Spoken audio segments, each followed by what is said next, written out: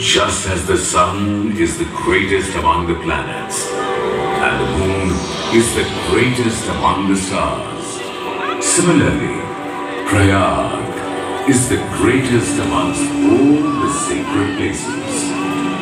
This shlok, mentioned in the Padma Puran, highlights the unique significance of Prayag, and in the same way, many mythological tales, legends and stories praising the virtues of this holy region are still prevalent in public consciousness. One such ancient story connects Lord Brahma with Prayag. According to beliefs, Lord Brahma needed a divine place to perform a yajna, but he was greatly confused about selecting the right spot. To resolve this dilemma, Lord Brahma went to Lord Sheshnath, the king of serpents, and said, "O Adishesh, I am searching for a place in this creation that is the most divine and pure for performing a yajna. Can you suggest such an ideal location, which is the greatest of all holy places?" I bow to the creator of the universe, Lord. I am blessed that you have deemed me worthy of this task. Why don't you evaluate all the sacred places yourself? Kindly place the 7 holy cities on one side of a balanced scale, and on the other side, place the eternal abode of Vishnu. The side that is heavier, in my opinion, will be the greatest of all sacred places.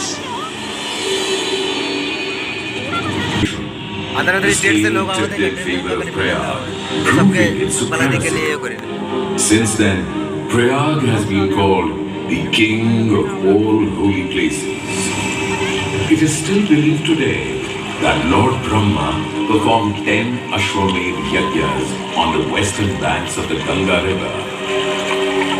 This place is now known as Dashashwamedh Ghat. Apart from Lord Brahma, Indradev, Varundev and Somdev also performed yajnas in Prayag to worship Lord Vishnu. And through these rituals, they too were blessed by Lord Hari. The word Prayag is derived from 2 Sanskrit words, Pra meaning superior and Ya meaning Yajna. Therefore, Prayag is considered the holiest place. It is the only sacred region in the world where the confluence of 3 holy rivers takes place. This confluence, known as Triveni Sangam, holds unique significance.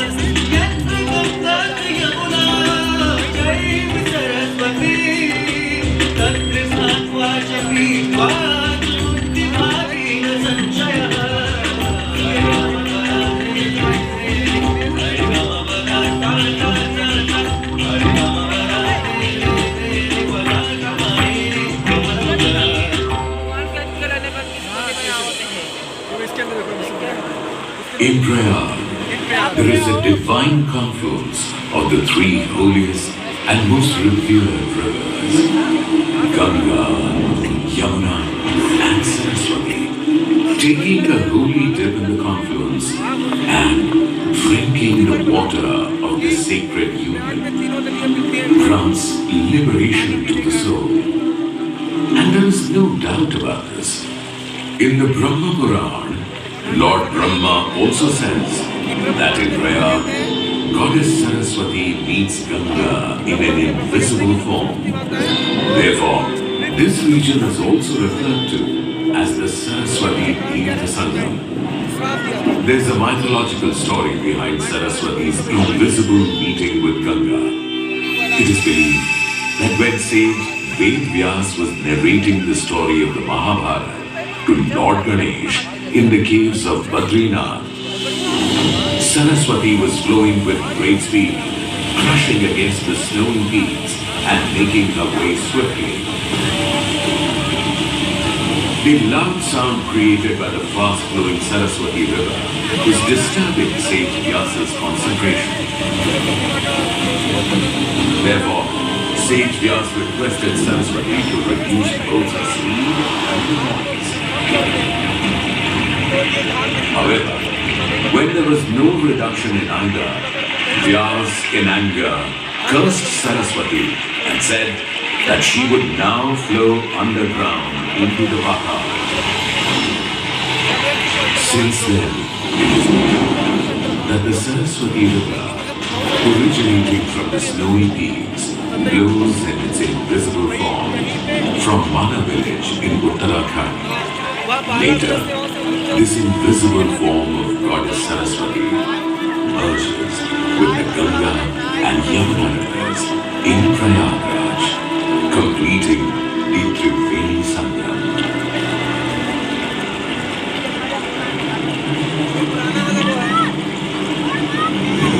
This city of Prayag is the origin of purity, a fact found in the Vedas and Puranas, which describe the churning of the ocean by the gods and demons. In their quest for the Amrit, the gods and demons united to churn the Kshirosagar, as narrated in various stories found in the Puranas. One such story is related to sage Durvasa and Lord Indra. According to this story, sage Durvasa, pleased with Lord Indra, gifted him a divine garland of Parijat flowers. However, Lord Indra, thinking it was an ordinary garland, did not wear it himself and instead placed it on the head of his elephant Airavat. But within moments, Airavat dropped the garland on the ground and trampled it under its feet. Sage Durvasa could not bear this insult, and in a fit of anger, immediately cursed Lord Indra. Oh, Arvind, how dare you have the audacity to insult me? The glory and power you are so proud of, your prestige, your strength will be destroyed within a moment.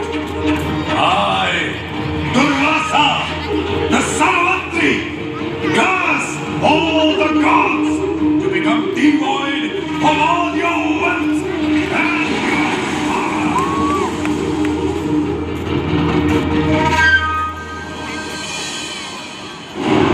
As a result of this curse, the prosperity of the heavenly realms, all the way to Vaikunt, was lost. In the heavenly realm, the gods had lost their wealth and powers, while in Vaikunt, Goddess Lakshmi also disappeared into the depths of the Kshirosagar. With her departure, the balance of creation began to deteriorate, and the demon king Bali conquered all the three worlds.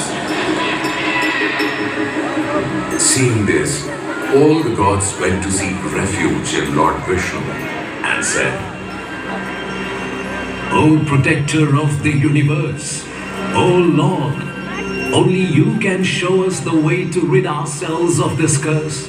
Otherwise, we will forever be deprived of our powers and will never be able to face the demons in battle. Holy again. All the gods are now bound by the cycle of life and death due to Sage Durvasa's curse.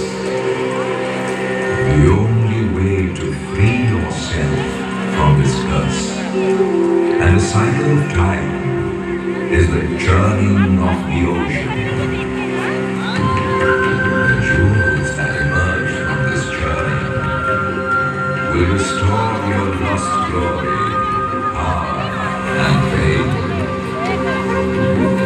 However, to accomplish this, you will need the strength of the demons. For without them, the journey will not be possible. As you command, O Lord, we are ready to churn the ocean with the demons. The gods and demons, united in agreement, decided to churn Kshirosagar. Mount Mandar was chosen as the churning rod, and Vasuki, the serpent, was selected as the rope. Lord Vishnu himself took the form of Purva Avatar and provided support to the Mount Mandar. The churning began, and the first of the 14 jewels to emerge was the deadly poison Halahal. Neither the gods nor the demons could withstand the effects of this poison. If left unchecked, the entire creation could be destroyed. To save the universe from this catastrophe, Mahadev, the Lord of the gods, appeared and consumed the poison. Upon seeing this, Goddess Parvati stopped the poison at Lord Shiva's throat. The poison turned Lord Shiva's throat blue, and from that moment, he came to be known as Neelakanta.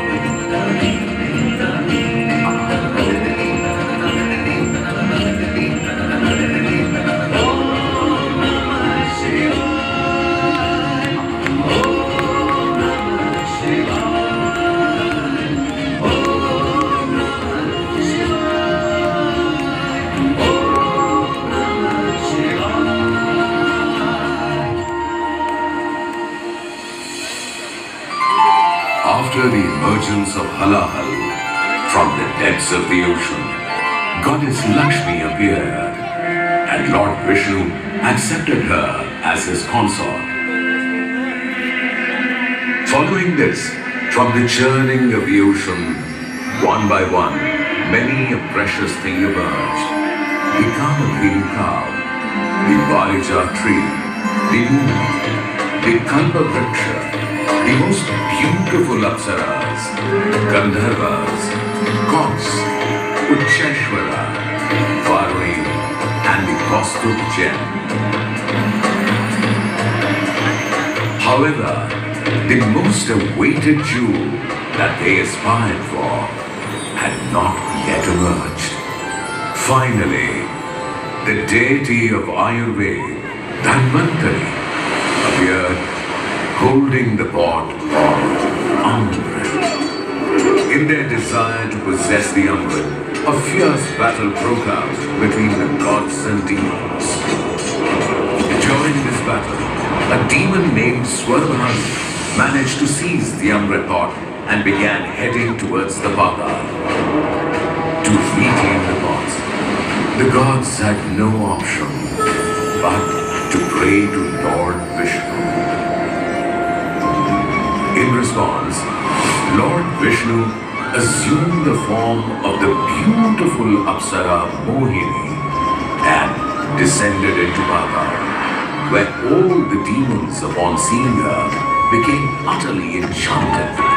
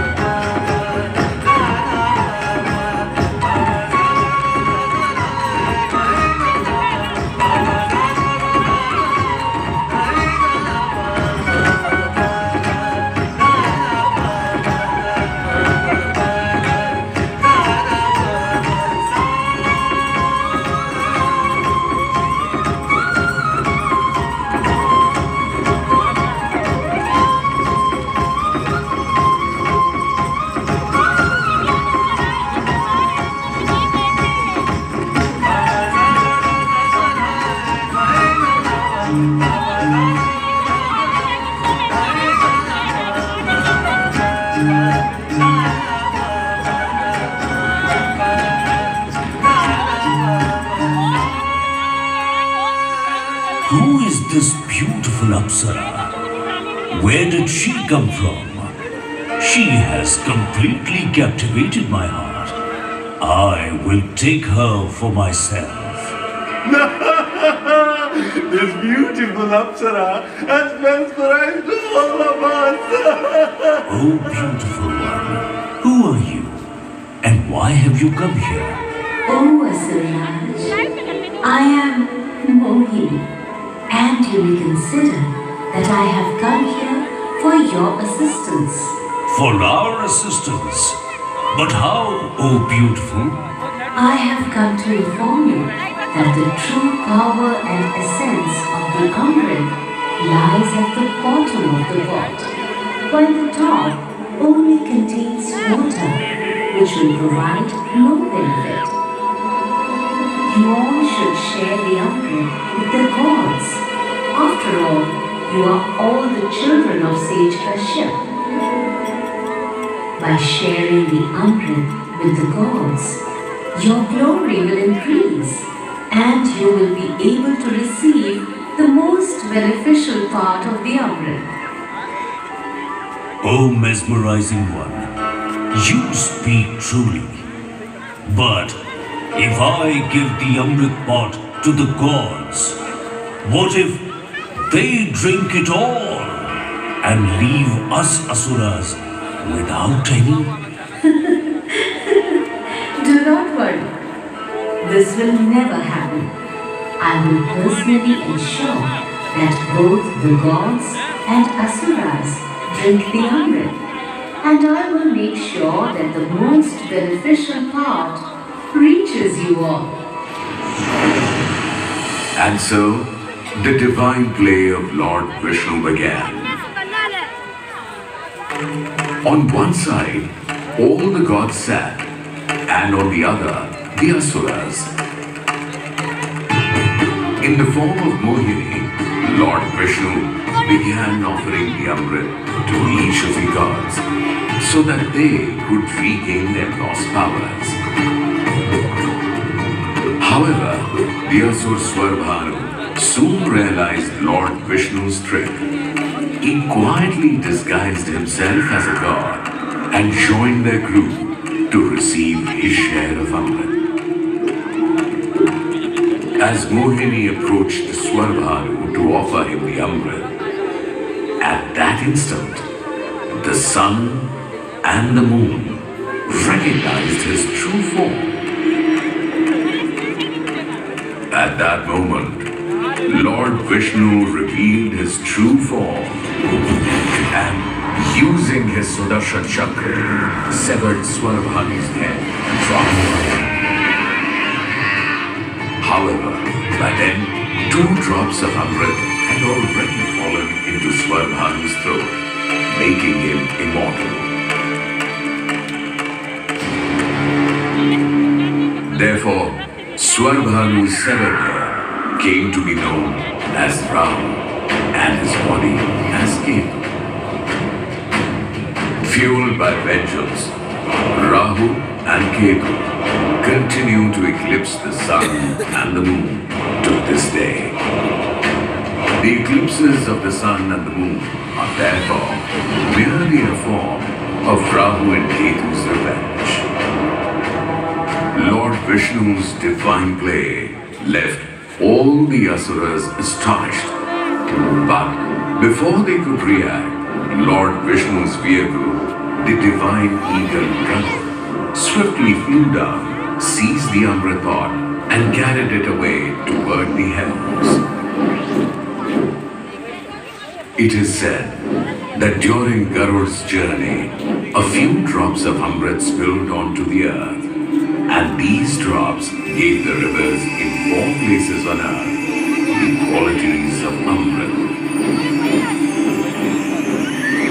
These 4 places, Haridwar, Prayag, Ujjain, and Nasik, are where the Kumbh Mela is celebrated.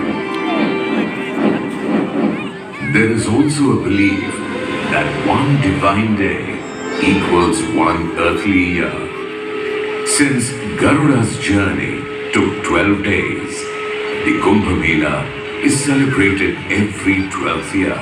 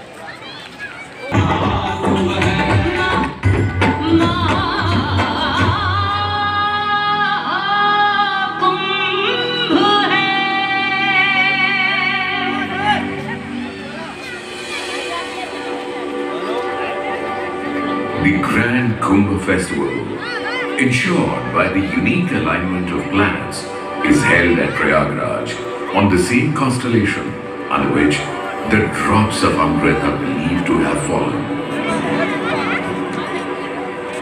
According to calculations, the Kumbh Festival takes place in Prayagraj when Jupiter enters the Taurus zodiac and the Sun and the Moon enter the Capricorn zodiac.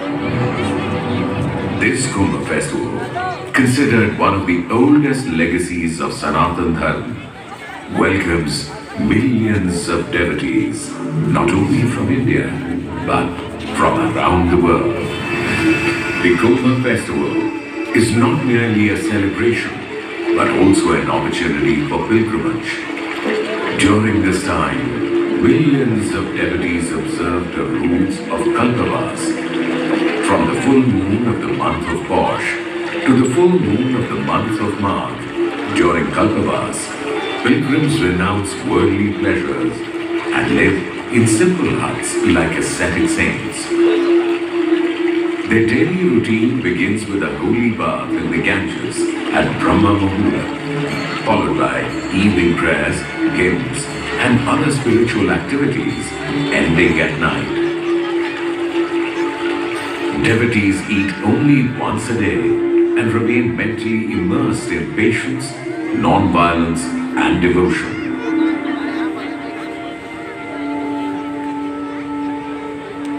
It is believed that those who observe the rules of Kalpavas during the Kumbh festival with the desire for moksha will certainly attain it. Traditionally, the formal commencement of this spiritual festival is credited to the 8th century Hindu philosopher and saint Adi Shankaracharya.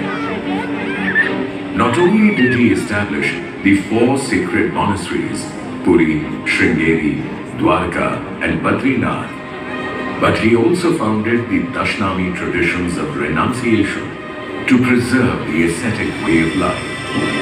Under this system, 7 akhadas were established: Nirvani, Atal, Niranjani, Anand, Juna, Avahan, and Agnisar. Adi Shankaracharya's goal was to share the knowledge of the scriptures and strengthen the philosophical foundations of Sanatana Dharma. Therefore, to keep all branches of the religion united, he reintroduced the Kumbh festival at Prayagraj. In today's time, the significance of the Kumbh festival can be gauged from the fact that UNESCO has included it in the representative list of the intangible cultural heritage of humanity.